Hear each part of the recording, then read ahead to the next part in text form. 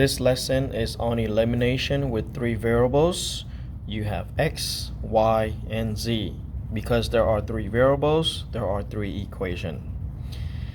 Now to eliminate these examples, you have to select either x, y, or z. So in our case, we're going to choose x right here. We're going to choose x. Again, you can choose x, y, or z. But in our case, we are going to use x. Okay, for the purpose of showing.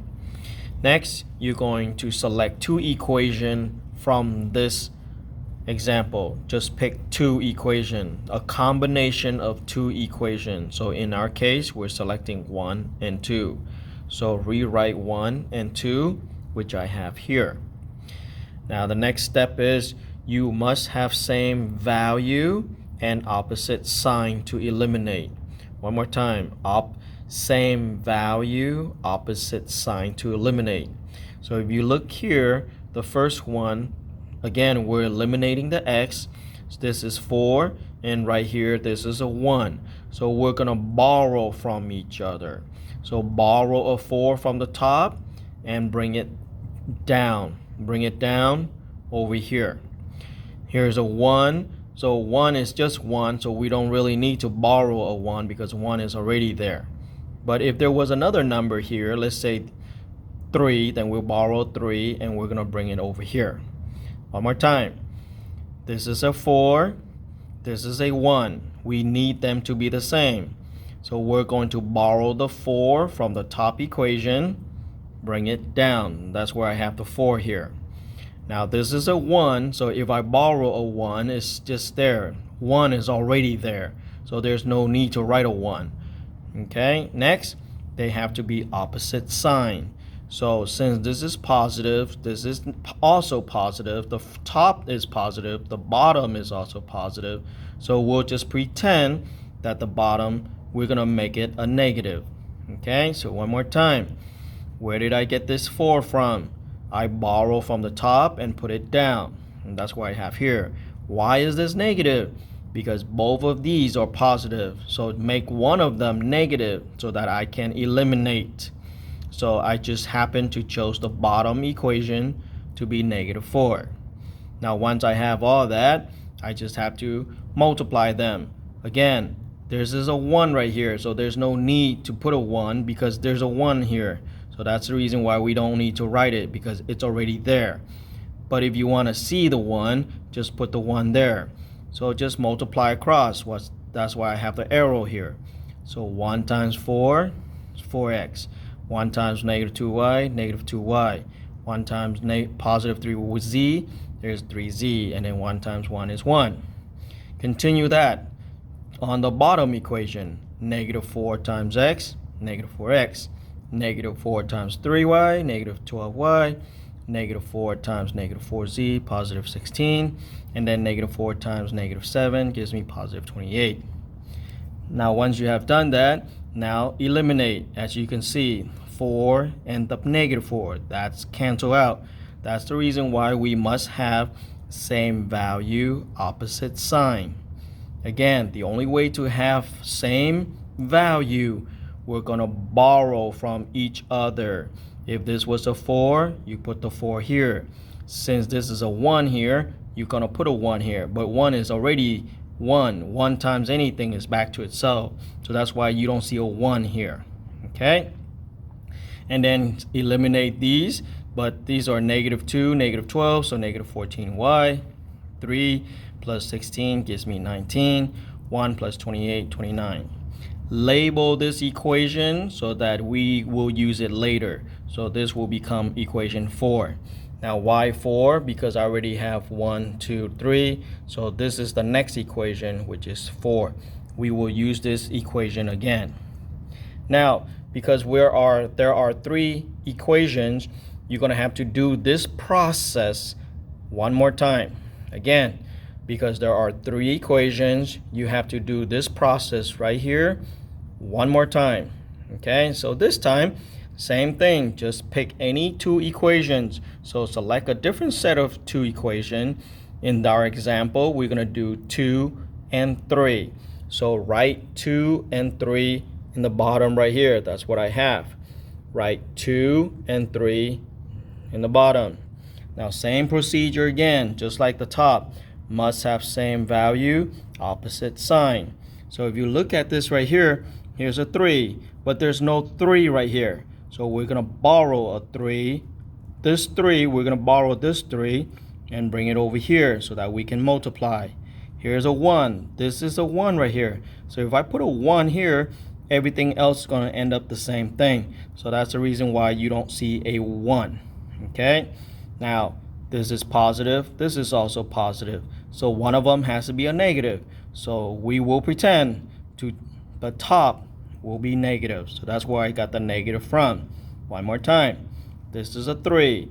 We want this to be a 3 as well. So borrow this 3 and bring it up. And that's why I have 3 here.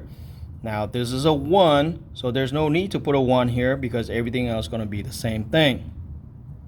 And top, bottom, both of them are positive. So make one of them a negative. Okay?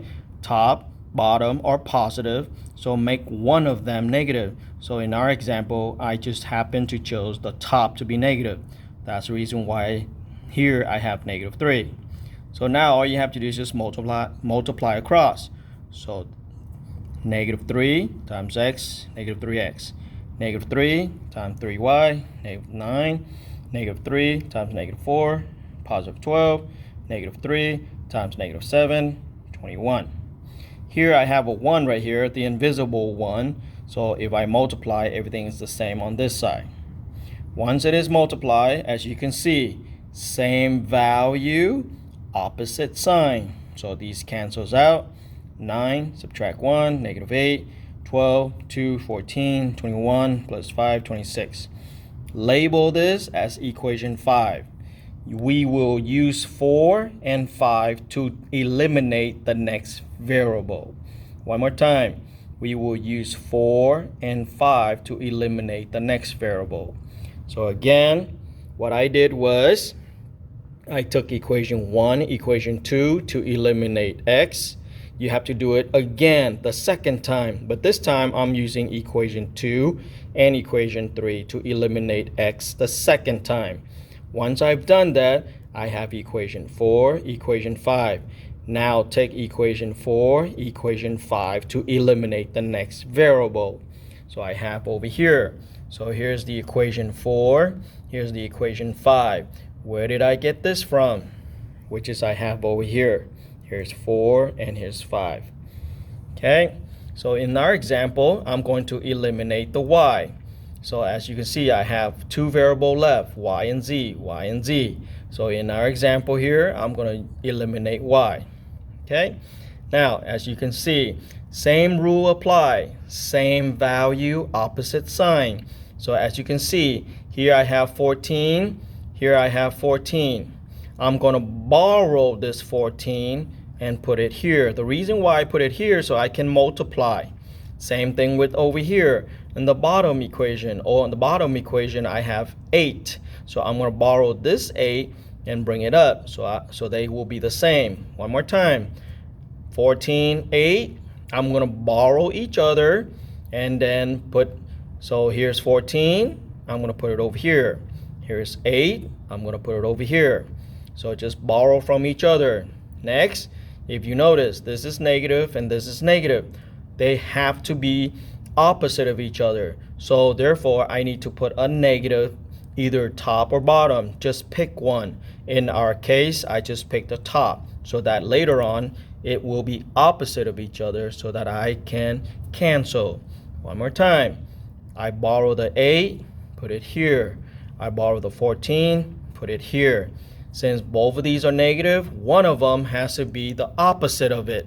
So the only way to be the opposite of it, I have to put another negative in. So in our example, I'm just going to pretend I'm going to select the top to be the negative and the bottom stays as is. So now all we have to do is just multiply across. So negative times negative, positive. Negative times positive, negative. Negative times positive, negative. Do the same thing again for the bottom equation. 14 times negative 8, negative 1, 1, 12. 1, 1, 2. 14 times 14, 196. 14 times 26, which comes out to be 364. And as you can see right here, both of these are the same value and opposite sign, plus and minus. That's the main reason that we need in elimination. They must be opposite of each other, and they positive and negative, and they must have the same value. Again, to get the same value, you're gonna take this 8, put it here. You're gonna take the 14, put it here. So you borrow from each other. Since both of these are negative, just put another negative in. It doesn't matter if you pick the top or the bottom, just pick one. Okay, so in our example here, we chose the top. Okay, and then just multiply across, multiply across. Now if you can see that both of these are the same value, opposite sign, so now we can cancel them. So the y disappeared. 152, 196, add them, comes out to be 44z. 232, 364, add, subtract them, gives me 132. And then divide by 44 to both sides, so z is 3. So now we have the first answer, which is 3. But this variable, this 3 belongs to the z variable. Okay, so this is the first answer. However, to get the y answer and the x answer, you have to take this 3, go back to 4 or 5 to get the y. Now, okay, so now you have the the z, you have the answer for the z variable. Take this z, go back to 4 or 5 to get the y answer. So, which I have down here. So one more time. Now we have an answer, but this answer is for z. So take this z variable, go back to 4 or 5 to get the y variable. So in our case, I happen to choose number 4. Okay, so I chose number 4. Again, you don't have to pick 4. You don't have to pick 5. Just pick one of the other. They will come out the same answer. So put z either in 4 or 5. In our example here, I happen to choose equation number 4. So number 4, this right here is number 4, which I have here, which is also over here. Here's the equation 4. Okay, so just put z in. So here's z which is 3, and then just multiply, so it gives me 57. Subtract 57 over, I get negative 28. Divide negative 14, y is positive 2. Now I have two answers. I have z, I have y. Take these two answers and go back to either 1, 2, or 3 to get the x answer. One more time. Now you have z answer, you have an answer for z, you have an answer for y. Take these two answers, go back to equation 1, 2, or 3 to get the x variable. Now in our example here, I happen to choose equation number 2. Okay, I happen to choose equation 2, which is right there. So here's the equation 2 again. So use the answer from step 4 and substitute into any equation involving the remaining variable. I already have z. Here's my z. I already have my y. Here's my y. Now I go find x. Again, why did I choose this equation, which is over here? I chose equation 2. You can do 1, 2, or 3. It will come out the same answer. Just pick one equation. Okay? So I chose equation number 2. Here's my z, which is 3. Here's my y, which is 2. And then just multiply across. So I have 6, negative 12. Combine like terms over here, I get negative 6. And then bring this negative 6 over, gives me positive 6. So negative 7 plus 6 gives me negative 1. So there's my answer for x. Now I have 3 variables with 3 answers. Now we're done. So the solution is negative 1, 2, and 3. Make sure you write it like this: parentheses x comma y comma z equal -1, -2, and -1, +2, +3. This is the solution to the equation 1, 2, and 3. Okay, so let me zoom out so you get the whole entire lesson.